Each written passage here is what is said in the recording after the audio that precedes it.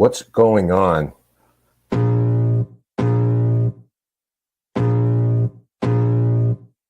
I can feel the blood creeping up from the heathens. Got will, got fight, got pride, got reason. If they wanna go eat, then you know I'm gon' feed them. If you're coming for me, hope you're ready for a demon. I got eyes in the back of my head, I'm seeing. Take me for granted and you know I'm leaving. I'ma take what's mine with the webs I'm weaving. I could take this crowd from seeing to believing. Got a taste for blood and my tongue keeps bleeding. From the words I spit, so sharp, so freezing, so cold. Behold, frostbite they feeling. I could tear you apart or I could go heal them. Don't believe in fate, don't believe in ceilings. I just need a taste and my mind starts feeling. I don't pace myself, I grind on kneeling. Got lust for change, I just love the feeling.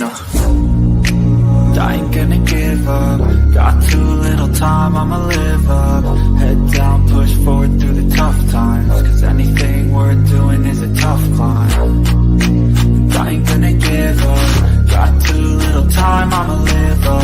Head down, push forward through the tough times. Cause anything worth doing is a tough climb. Cause I'ma live life for the fight, yeah, I'm here to get it. I got drive, got sight, always have a vision. I go by at night, I be in my feelings. I'ma be fine, need time, and I'll soon be winning. I live life for the fight, yeah, I'm here to get it. I got drive, got sight, always have a vision. I go by at night, I be in my feelings. I'ma be fine, need time, and I'll soon be winning. I can feel the blood creeping up from the heathens. Got will, got fight, got pride, got reason. If they wanna go eat, then you know I'm gon' feed them. If you're coming for me, hope you're ready for a demon. I can feel the blood creeping up from the heathens. Got will, got fight, got pride, got reason. If they wanna go eat, then you know I'm gon' feed them. If you're coming for me, hope you're ready for a demon.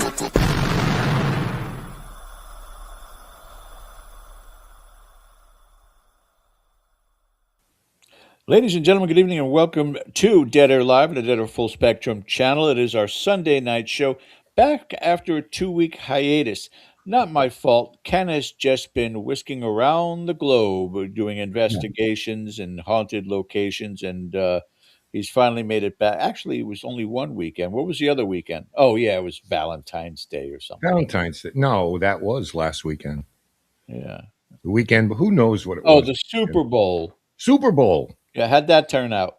Not well for the good guys, but it's a start. It's a start.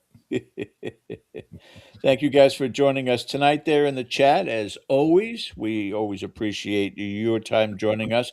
Also, to ask you to hit that subscription button if you would be so kind. Also, the opportunity to click on the reminder bell for upcoming content. And finally, clicking on that thumbs up, which I still promised and I will get around to some sort of pull on the heartstrings music and script to get you guys really feeling guilty if you don't do it each and every time we do the show. So we appreciate you guys, though, joining us tonight. We've got an exciting show this evening. Ken, why don't you tell us about it? Yes, just as a public service announcement to everybody in the New England area, we're expecting 2 feet of snow in about 30 seconds from now. So we're going to try to get through this, but we have you guys whine up north. You do a lot of whining up there. We've got nothing to complain about, but we have another hardy New Englander with us tonight. So tonight's guest is an award-winning true crime author and a veteran journalist. Her name is Maureen Boyle, with over a 25-plus year career covering crime in New England. Maureen was named New England Journalist of the Year no less than 3 times and has earned multiple regional and national honors for her reporting. She's written 3 acclaimed true crime books: Shallow Graves, which we're going to talk about all of them tonight, The Hunt for the New Bedford Highway Serial Killer, The Ghost, the murder of Police Chief Greg Adams and the hunt for his killer, and Child Last Seen, the search for Patty Desmond, with a 4th, I understand, in the works.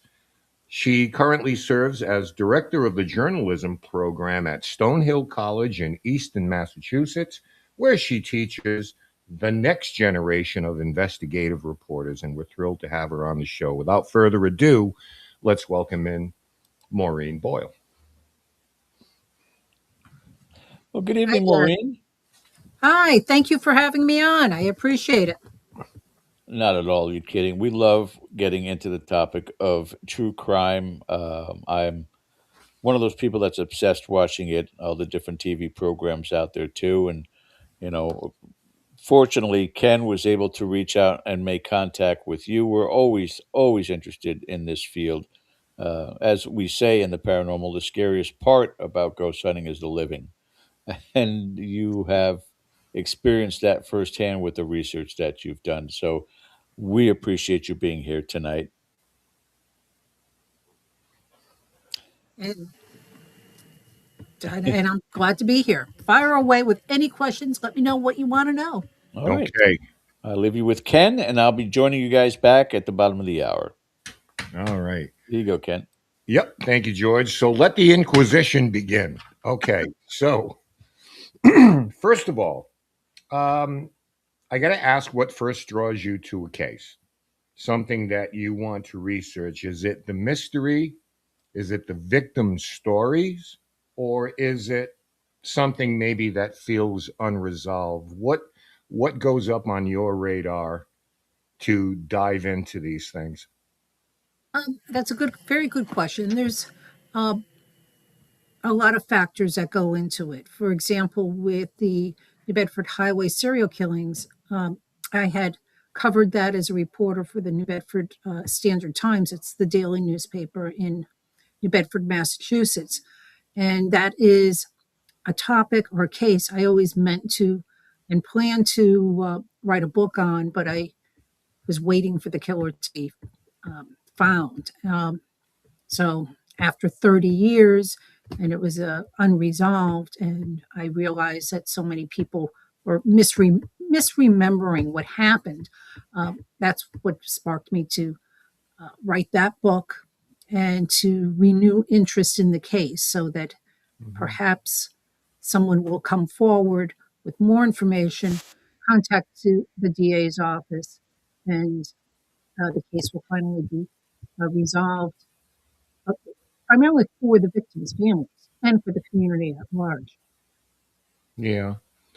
The other two books, um, the second one came about right after I finished Shallow Graves, and I was looking for another topic, and that came up right at the right time. And the third book, it's based in Pennsylvania.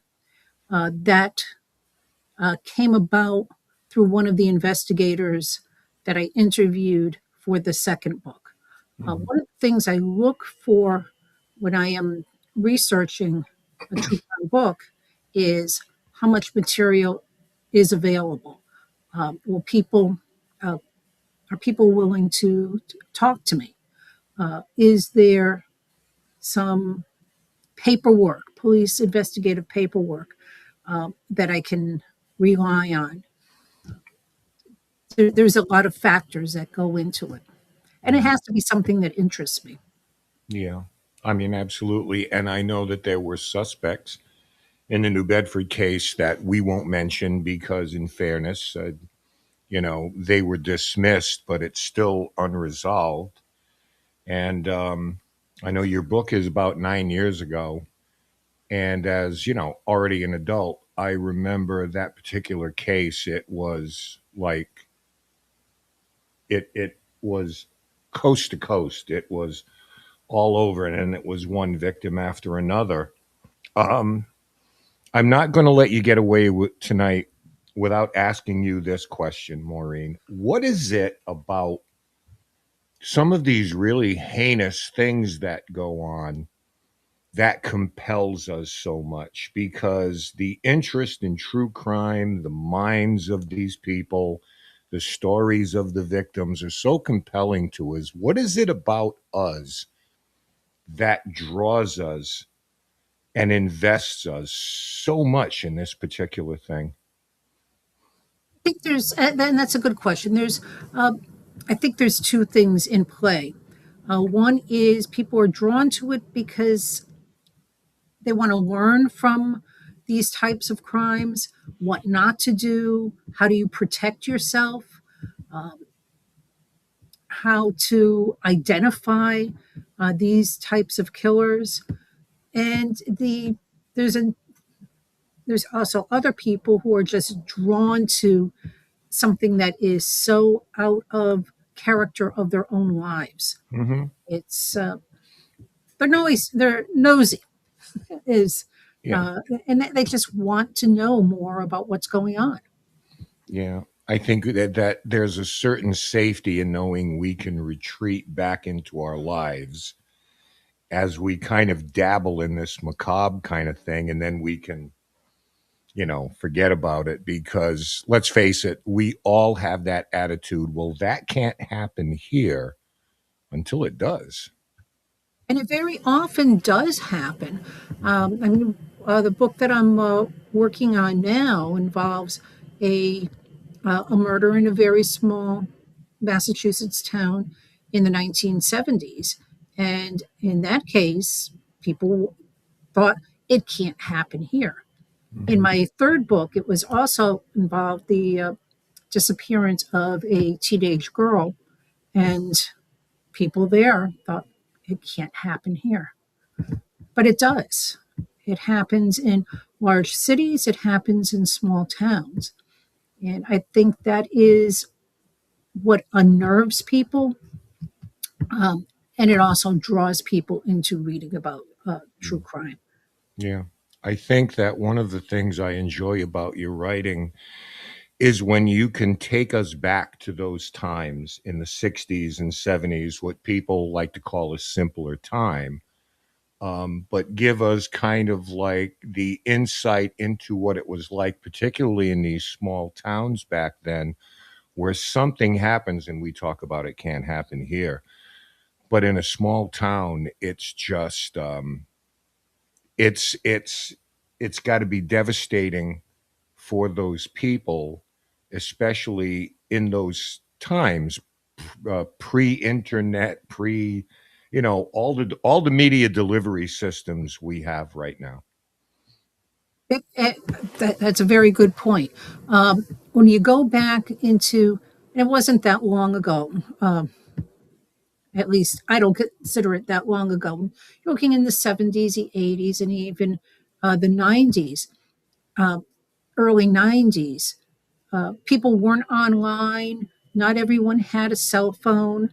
If they had a cell phone, it was a flip phone. Hmm. Um, in the 90s, it was a completely different um, lifestyle. And to write about those times, you do have to bring people back to what it was like then. Hmm. It was simpler, but it wasn't any less dangerous. Yeah. Can you We just talk a didn't little know it. bit? I'm sorry. No, Can yeah, you yeah. talk? Come on, Here we go. yeah. Can you talk to us a little bit about when you're researching these things and building trust with people that you're interviewing or asking you to give their story, whether it's a family, whether it's law enforcement, whether whatever avenues you take to gather the information. um, can you tell us a little bit about that process where you come and say, listen, this is what I'm doing this for? I'm not trying to sensationalize it, I'm trying to tell a story. Yeah, that is always the first steps in the story. If I don't have the cooperation of individuals, particularly the victims' families, it is very, very difficult to write and research a story um, that gives a full breadth of what happened. Because I do rely very much on telling the victims' stories, telling the stories of the victims and telling the stories of the investigators, um, especially in cold cases. It is, they the investigators in many cases, well, just in all of the cases that I've written about so far, really are the true heroes of the story in trying to find justice for the dead. But going back to your question about approaching uh, individuals, I most just about every person that I have approached has agreed to be interviewed. There may be one or two people who haven't, but they were not central to the story. Hmm. And I'm upfront about what I'm doing, but I am also very sympathetic to their plight and what they've gone through. And hopefully, and they understand that I will treat their story properly. Right. And that's the most important thing. Well, that's a hallmark of your writing, in my opinion, the idea that you do it with you're a dogged researcher, but you do it with an air of compassion for these people, where it's not just a sensationalized thing, as I've said. You know, Has there been a going to that point of, I think part of that comes from years and years working in newspapers, and particularly covering crimes, working on newspapers, where you're talking to victims at least once a week. Mhm. And my approach to dealing with the families of victims has always been, and these are not easy interviews to do when you are a newspaper reporter, is I would want, if I was in their position, how would I want to be treated? And that's how I always approach my interviews. That's the approach that I wish more people in the media took. Has there been a particular case out of these three, or maybe there's more, away from the novels, the not the novels, but the reports, the investigative nonfiction writing, that was particularly difficult for you, either emotionally or contextually? Was there one that, however it was, whether it was internal or external, getting the information, that was particularly hard for you to do? I wouldn't say hard to do, because I always approach the stories as, it's not about me. It is about the victims, and it's about their families. It is the story. I remember one time, a number of years ago, there was a case involving a shaken baby, and a toddler. The kid was 2 years old. My son was about the same age. I was covering the trial at that time, and someone I worked with said, "Oh, it must be so hard to be covering this because, that's the same age as your child." And I said, "No, because it's not my child who died. Uh, I'm covering this, so you can't. I don't take it to heart in that way because it's not about me. If that makes sense to you." Sure. So isn't. There was only one story that sort of weirded me out, and that was a case in Brockton when I was working in Brockton, and it was a daylight shooting. Some men burst into an apartment and shot a young man, and his nephew was in the other room playing video games with headphones on and didn't know what was going on. And for whatever reason, I've covered so many murders in, in New Bedford, the greater Bristol County area, and also in Brockton. But there was something about that particular murder that just made me very, very uneasy. I think it was because it was like 10 o'clock in the morning, that it was so brazen, that it involved a kid who survived and didn't know what was going on. For whatever reason, that was one case that really bothered me. Mhm. Is there one that to this day just doesn't add up to you? Would that be New Bedford, perhaps, or something else? New Bedford, with New Bedford, it isn't a case of it doesn't add up. It's that it's unsolved. So Mhm. there's that sense of it's that unresolved feeling about it. So that makes it a very haunting case to me. And especially since I know many of the victims' families, and some of them I still keep in touch with, and I know what they've gone through over the years.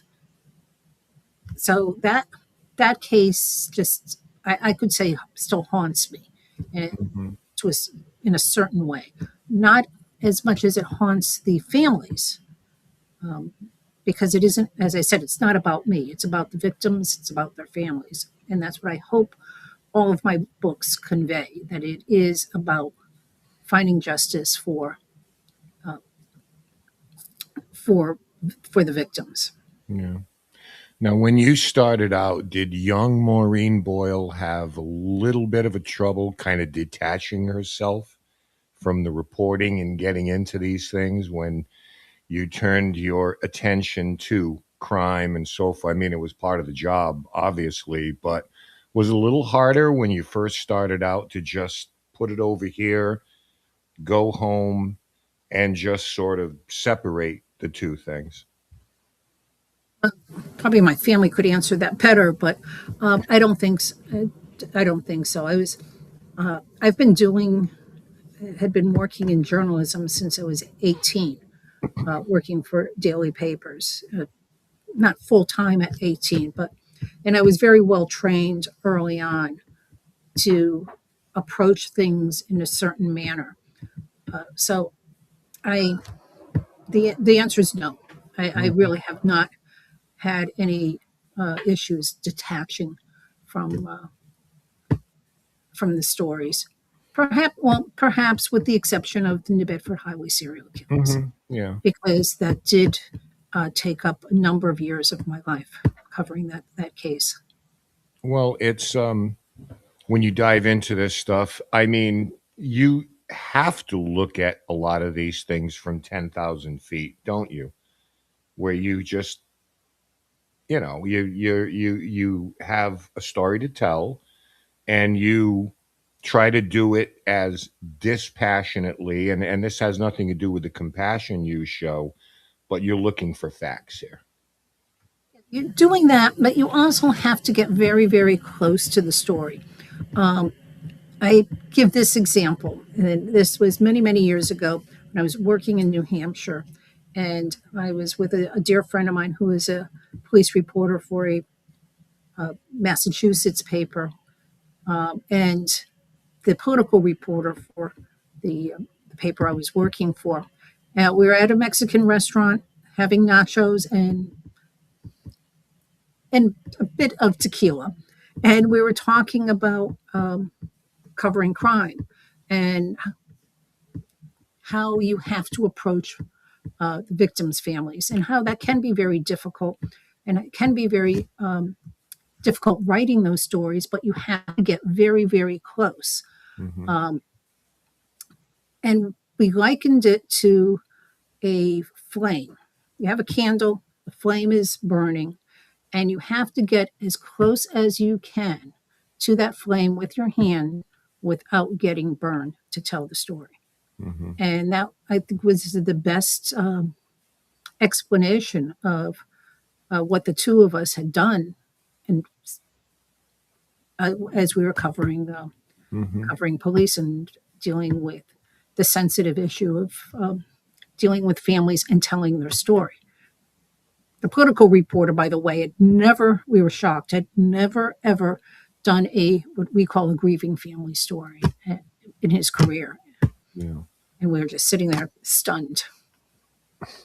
I would imagine that this is something you impart to your students as well, drawing on your own experience and saying, listen, if you're going to get into this particular aspect of, or whatever you're writing about, this is probably the best advice that you can give them or impart to them from your own experience. Yeah, it is. And some of the students that I have, they are, they're studying journalism, but they are also studying other things, including marketing and criminal justice and things like that. And I do tell them you'll use these skills wherever you go and whatever profession you go into. because you're always going to be dealing with people. Hmm. And that's the thing, the human condition. You learn a lot, I would imagine, as a journalist and somebody who's been covering this for so long about the human factor. I mean, you can tell when something isn't right. You can tell when something is, and it probably doesn't take you that long, Maureen. Within 5 minutes of talking to somebody at this point, you already get the spider sense tingling that something's not right or something is right. Yes, you do. That's it. That's true. You can, and it's hard to put your finger on how you know that, whether it's subtle clues and how they're talking, how they're moving, um, what they're saying. It's. I mean, there was one individual that I interviewed with another reporter early on in the highway killing case, who didn't want to go on the record, but he wanted to clear the air about a particular suspect. And I told my editor I'm going out to go interview this guy, and one of my colleagues, Margot Sherrick, said, "Well, you're not going alone." And I went, "Of course I'm going to go alone." She goes, "No, I'm going to go with you." Um, Maybe she knew me better than I knew myself. We get there. We're sitting across a kitchen table with this guy. I'm interviewing him. I'm staring at him, watching, getting every word down. And she's just sitting back, observing. And we leave, and she goes, "It's a good thing I was there." And I said, "Why, were you also taking notes? Did you see anything else?" And she goes, "Well, didn't you see the big knife that he had right in the middle of the table?" And it's like, "No." He goes, "No, yeah, he put it there just to as a silent threat." And I'm like, "Oh, no, you just never know what you're going to walk into." Yeah. Have you done most of this alone back when you were reporting and things like that? Was there um, anybody that was with you or collaborations or something, or was it just like, I don't know how it works when something goes down and you get a call or someone calls you in and says, "Maureen, you need to get on this. So such and such happened here or such and such happened there." Can you like open the curtain a little bit on how that works? Yep, there's a couple of ways that things go down. Either when I was actively working as a journalist, I would hear things on the scanner and would go out. Or someone would call me and say, "Oh, you really should go to here or there." Or sometimes an editor would get a phone call, or an editor would hear something. Hmm. But the sign of good reporting and good reporters is that you find your own stories. You don't wait for someone to tell you what to do or where to go. Um, your job is to be on the lookout for stories, be on the lookout for what is going on in your community, to be aware of what's out there, whether it's crime, whether it's politics, whether it's um, good things in the community also. Hmm. So that's what I would do. I would just go out. And also, back before everything was encrypted on scanners, um, you would listen to what dispatchers would say or how they said it. For example, there was a case in Dartmouth, Massachusetts, where a student at the high school was killed in school, was murdered at the school. And this was a couple of days after, no, I've got it backwards, but so he was murdered at the school. And I heard the on the scanner someone say, a cop say, "I'm going to talk to you on a landline." And my ears perked up on that because that meant something very bad was going on. So I Okay. just went over to the high school right away, and that's when I discovered there was a murder in the high school. Mm. It was me and Jim Phillips who were there. He worked for cable, I believe, at that time, and that was a couple of days before another murder in school in Acushnet. Yeah. Just wanted to tell everybody real quick who's in chat. I know that there's a couple of questions. If you have a question for Maureen, put it in chat. We'll star it and we'll get it to her before our time here is done. I want to ask you this. If there was a case, and it doesn't necessarily have to be one that you've covered, but is there a case out there that you would love to have reopened and dive into? And I mean, it could be anything. What would that be, do you think? Oh, for me, of course, it is just a highway killing case. And that case, however, is not one that needs to be reopened because it was never closed. And it is still actively being worked on. Mm-hmm. There's a couple of Bristol County cases, but I know that they are all being looked at through the cold case unit. So there's not one that actually crops up in my mind right now, other than the highway killings. That one is the one that that's the biggie, the absolute biggie. Although there's also more the Murray case, and there are of course there's one other one, and that is Judith Blyler. That is a 19-year-old girl from Easton, Massachusetts, who got out of her mother's car at a bus stop in Brockton. She was going to get on the bus to go to work, and then she just disappeared. She was reported missing. The police, both in Easton and Brockton, initially considered her a runaway. Our family said, no, she isn't. She never showed up at work. And she's been missing since 1977. And her remains have not been found. At this point, people do believe that she's dead.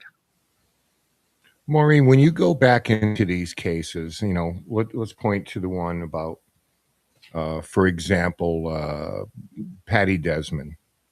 And I want to put this up here real quick to make sure that everybody knows what it is that they're looking for. And Maureen will tell you where you can get these books. Folks, they're amazing. They really are. What I wanted to ask you is, when you go back to the 60s, 70s, and so forth, what could forensic science today, how much of this is probably a layup question, but what type of impact would what we have now at our disposal make in a difference between some of these stories that took place 50 years ago? Doesn't seem like that long.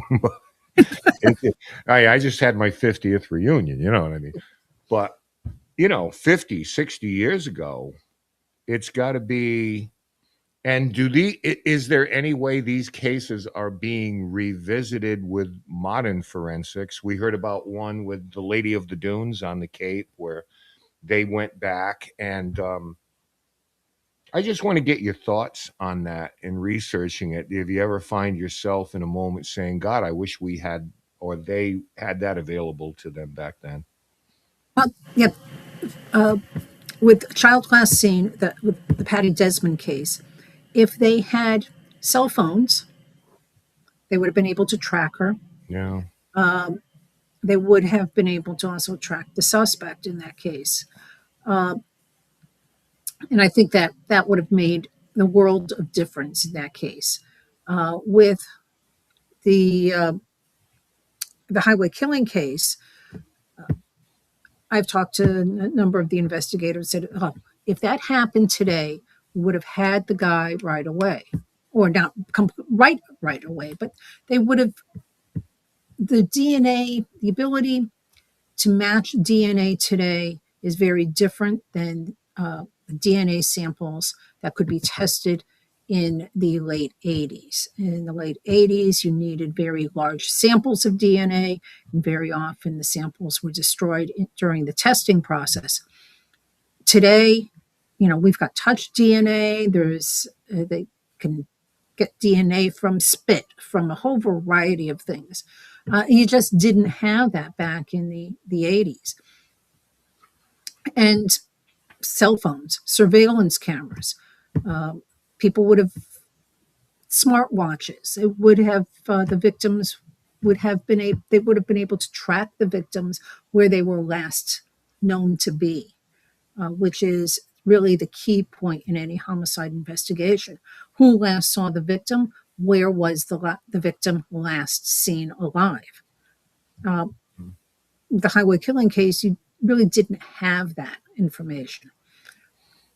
One, because they were reported missing days, weeks, in some cases, many months, and at least one case at least two of the cases never reported missing.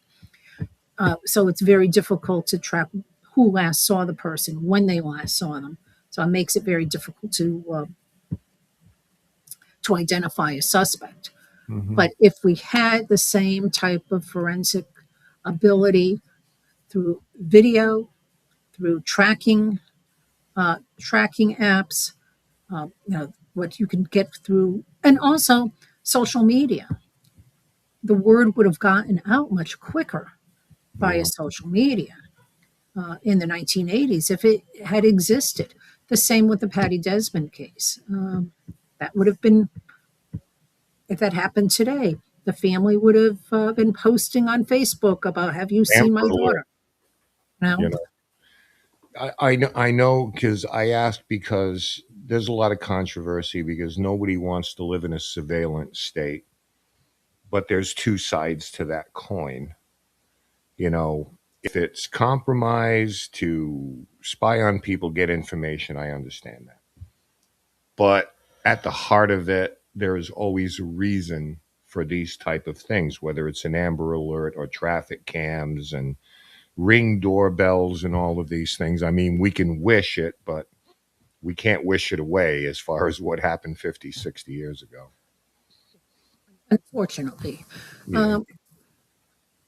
But I see one question. Someone was asking that, is it true they had DNA and good evidence in the highway murders, but it disappeared? If they had good evidence in the highway murders, believe it or not, they would have arrested someone, and they had a lot of suspects. Perhaps they had too many suspects. And I think that's what is really scary, particularly about that case, is how many suspects there were in the community, Right. in the general region. Well, it's and we won't get into the whole Tony Costa thing because he's another one. Yeah, I mean there was no lack of suspects, but they couldn't. They couldn't, just because someone thinks this is a killer doesn't mean that they are. You need evidence. Yeah. And, there's a lot of people who will say, well, I think it's this person. I think it's that person. And the police aren't doing anything. And I call them and they're ignoring them. No, they're just not telling you what they found out. But there's just so many suspects. And Yeah. that is kind of creepy too. Yeah.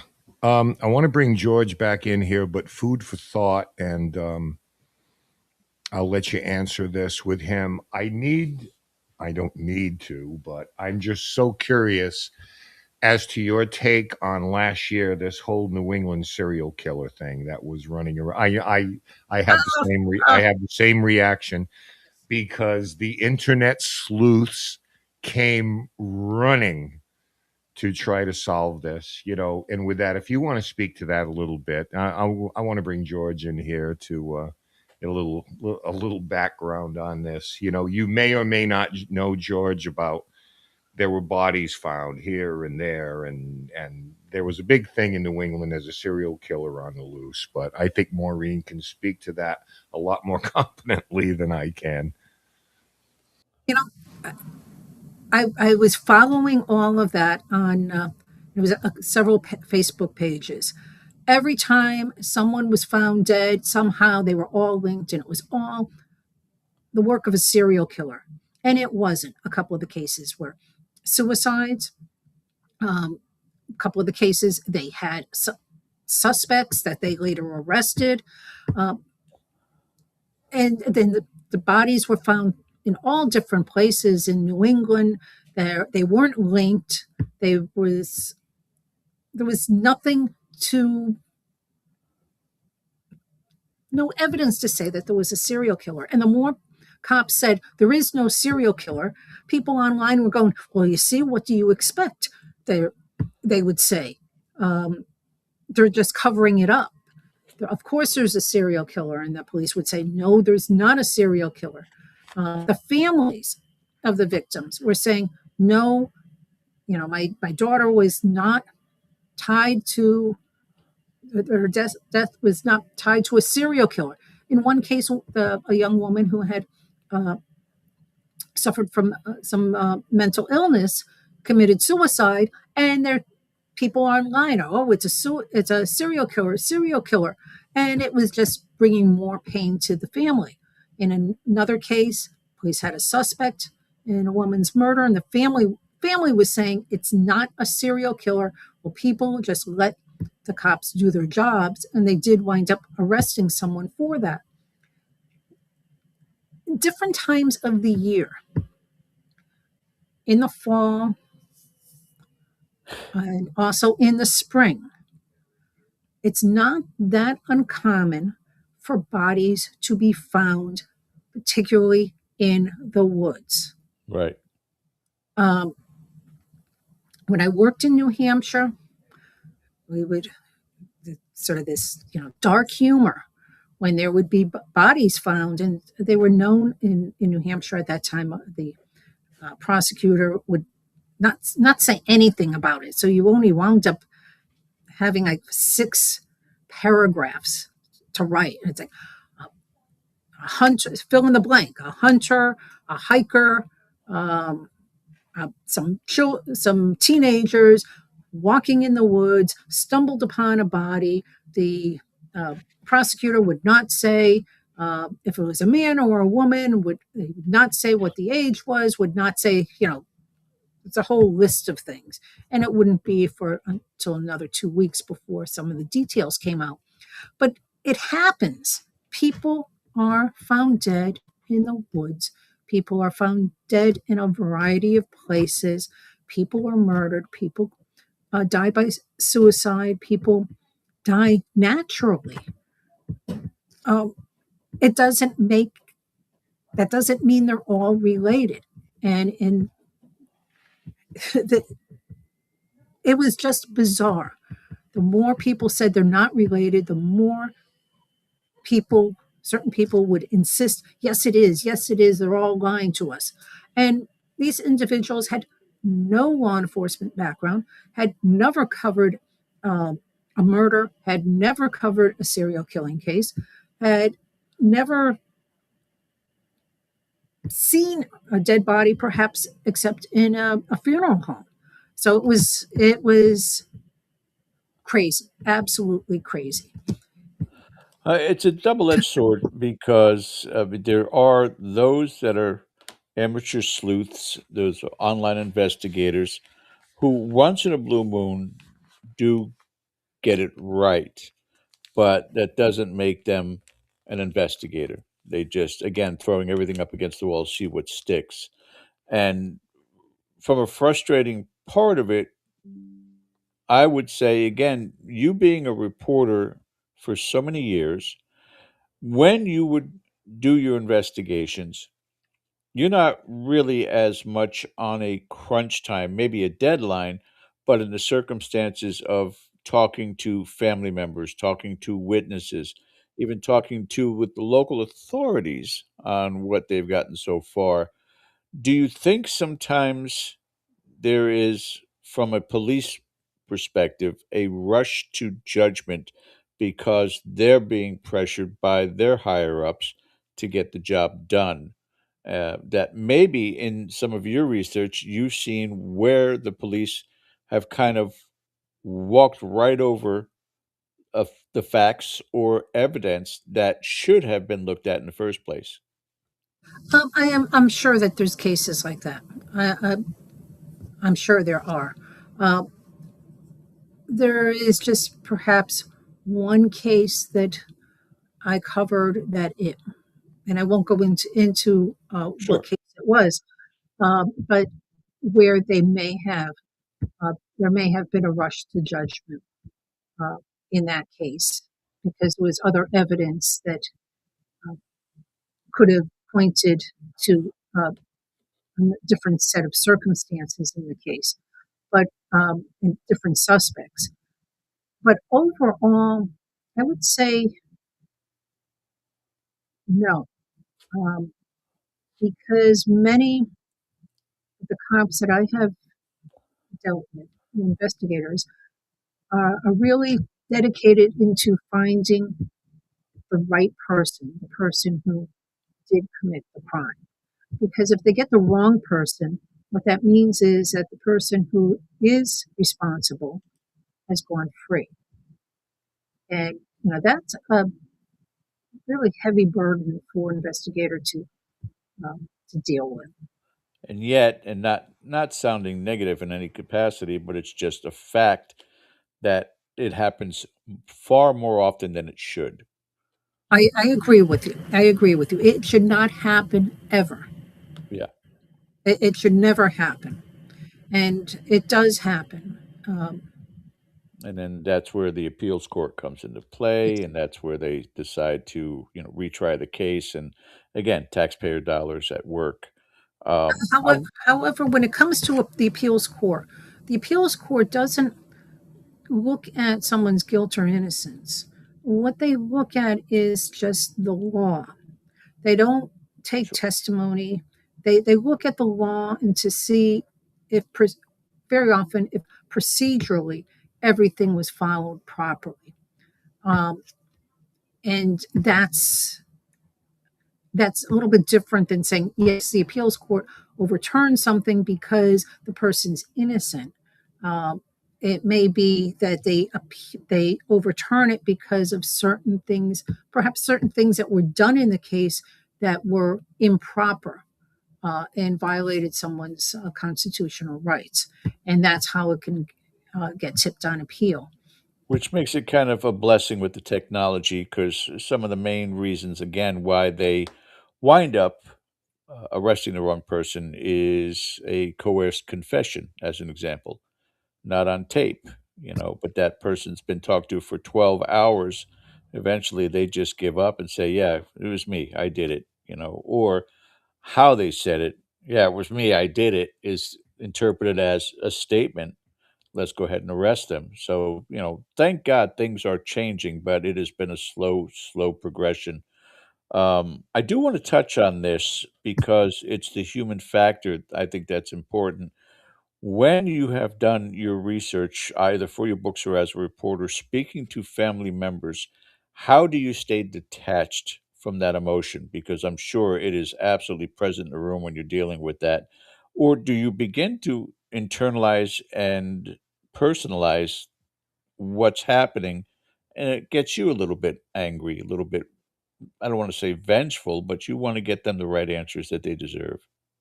Of course, you want to get them the right answers, but vengeful, no. But you do want and hope that they do get the right answers. But you do have to remain a little bit detached because otherwise you can't write the story. You have to maintain a little bit of difference, distance, if you're going to be writing the story. So it's always going to be just objective, looking No, at no, I wouldn't say that. But you cannot get. I mean, the the highway killings case is the one case where I could say that I have gotten a very, very close and personal to individuals. And that is a whole different story with that case. But you cannot, and I maybe I'm a little bit obsessed with that. But you cannot get too deep because it isn't your life. It's their life, and you are telling the story of their life. It's not about you, it's about them. And that's what you always have to remember. It's not about me. If it bothers me, I have to block it out in my head because it's not about me. It's about the victims. It's about the families.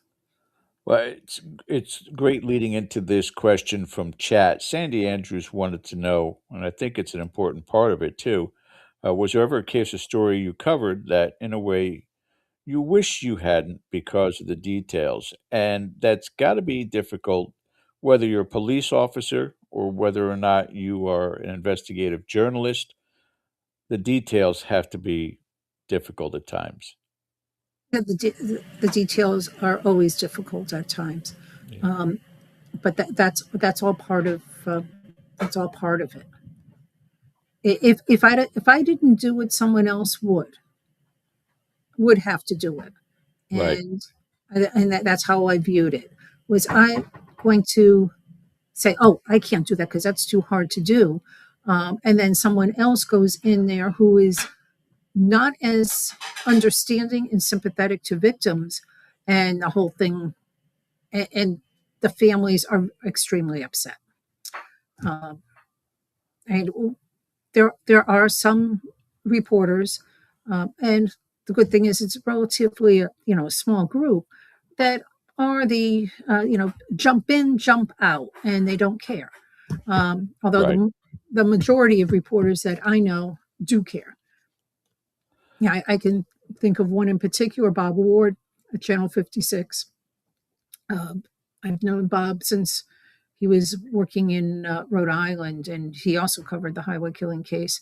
And he is a very empathetic and top-notch journalist. So when you either post a story or you pen a book to put out there too that is unsolved, does that feel frustrating to you as an investigator, not having uh, to be able to close that chapter? For the highway killing case, yes, Yeah, yeah, and but it's that's why still it an took. open case. Yeah, and that's a reason why it took so long for me to do the book, because I kept on waiting for it to be solved. And quite honestly, I thought it would have been solved I within 3 years after the last murder, and then said, okay, maybe 5 years. I didn't think that we would be here today, and it was still unsolved. I would be remiss if I didn't ask you this on a paranormal show, whether it was law enforcement or researchers or journalists uh, ever consider a psychic? I am sure that psychics had contacted law enforcement because they always Volunteered. have. Yeah, they volunteer. They always have. I know that in one unsolved case was it in on the south coast of Massachusetts, a psychic was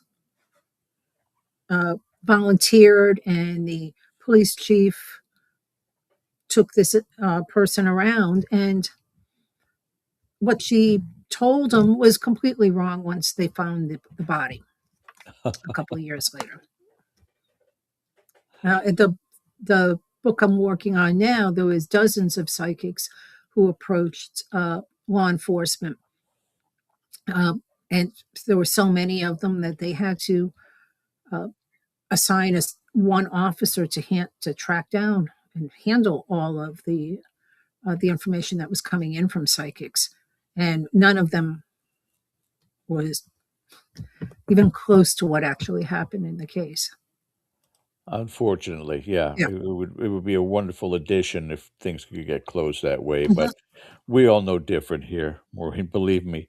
Let me bring Ken back in here. We got about 5 minutes left, and I'm glad that you came to join us regards to this. But you did say you're working on another book. Anything you can tell us about it?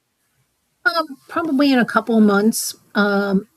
The It'll probably be out sometime next year. It is about a an abduction and murder in Massachusetts in the 1970s. As a matter of fact, one of the pieces that involved the case involved tire tracks, and this is one of the tracks in the case. There you go.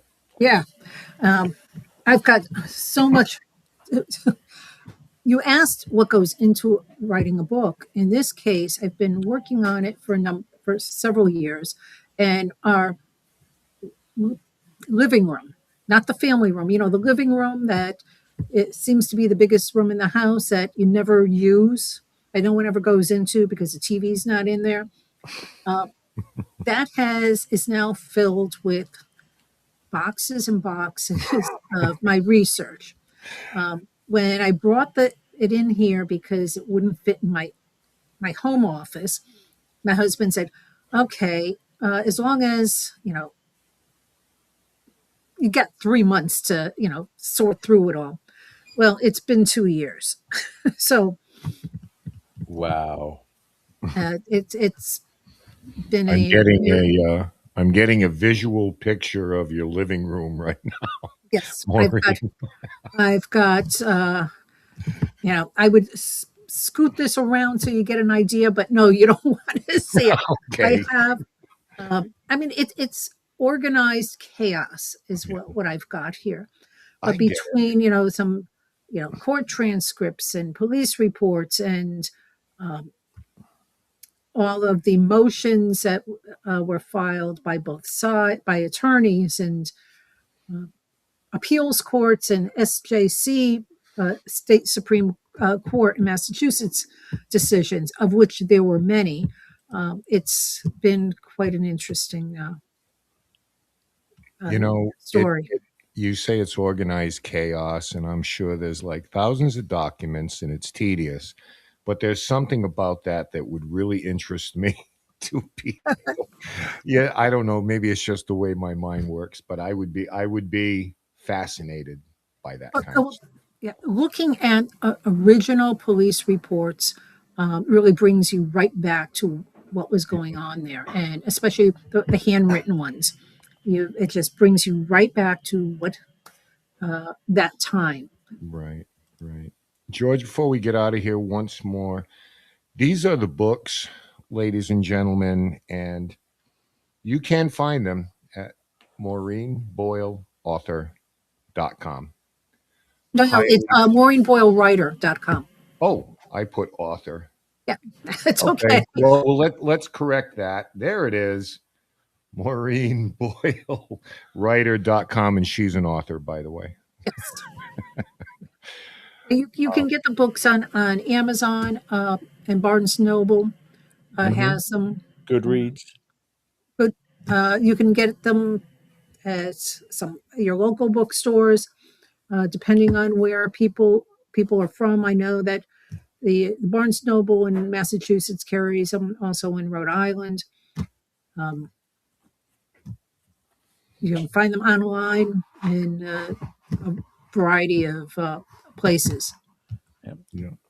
Get the books, solve the crime, and Maureen will give you an acknowledgement in her next book. Yes, exactly. You've solved the crime. You got it. All you internet sleuths out there, because I'll bet Maureen just can't get enough of you. Well, you know what? I Everyone that reaches out to me about the highway killings case, I do get back to them because you never know who might have that one key piece of evidence. You can't dismiss it. Did Aaron finish the documentary? You have to talk to him about that. Okay. Yeah, we will, because it's somewhere out there. I don't want to get too far over my skis here on it, but we can talk about that more. I feel as though we have been able to speak to somebody tonight when these kind of things come up, George, that I would love to reach out to Maureen, because every once in a while these things do come up. I would love to get your perspective, Maureen. You have been absolutely wonderful tonight, and I can't thank you enough for responding to my Facebook message. Yes. Well, thank you for reaching out, and stay safe during the blizzard. Oh, And yeah. any of your listeners that are along the coastline, particularly, everyone's going to get totally whacked with the snow. I've got my plow guy coming twice to hopefully get us out, but milk and bread in New England, milk and bread. I don't know why, but all right. Well, thank you so much. Thank you, Maureen. Take care, and we'll keep in touch. All right. Thank you. Bye-bye. All right. Bye now. Okay. Quick announcement out there for everyone as well for our Patreon town hall tomorrow night. Again, for those of you who know, you still have homework for the remote view if you've been doing it throughout the week. I praise and applaud you. And then keep in mind also that on the Discord, I placed that photo for you guys to use for the remote view. And Ken is aware of this fact. There is a bit of a revelation that took place minutes after we went off air on Patreon last week. We'll share that all with you guys tomorrow. What was that, Ken? I'm going to tell you something right now. We'll disclose it after the exercise is finished. Yes. But if you want to hear a story that will blow your mind away, join us on Patreon. And if you know somebody who isn't, get hold of them, because I am going to be sending out a mass email tomorrow. You're going to want to hear this story. Yeah. And it all happened 5 minutes after we signed off. If even. And again, if you haven't joined our Patreon, we cordially invite you. It's a $3 membership. I mean, it's nothing. And it's a ton of paranormal information, videos, tutorials, outtakes. So, it's Dead Air Paranormal on Patreon. So patreon.com/Dead Air Paranormal. And I also just posted 2 days ago a evidence video from a case we were on, and I made it free to everyone, whether you're a paid subscriber or not. So just to give you a little idea of the kind of things you can expect on there. We really appreciate it. We encourage you to do it. We have a lot of fun with it. Yeah. Thank you again to Maureen Boyle for being our guest tonight. And thank you guys for joining us this evening. Tomorrow night, Town Hall, 8 p.m. We'll see you guys then. Until then, stay safe in your blizzard up north. I'll stay safe down here in Florida. It's going to get down to the 40s. So I don't know how we're going to start your snow shovels. That's right off the bat. You've been watching Dead or Alive on the Dead or Full Spectrum channel. Have a great night, guys. We'll see you soon. Take care.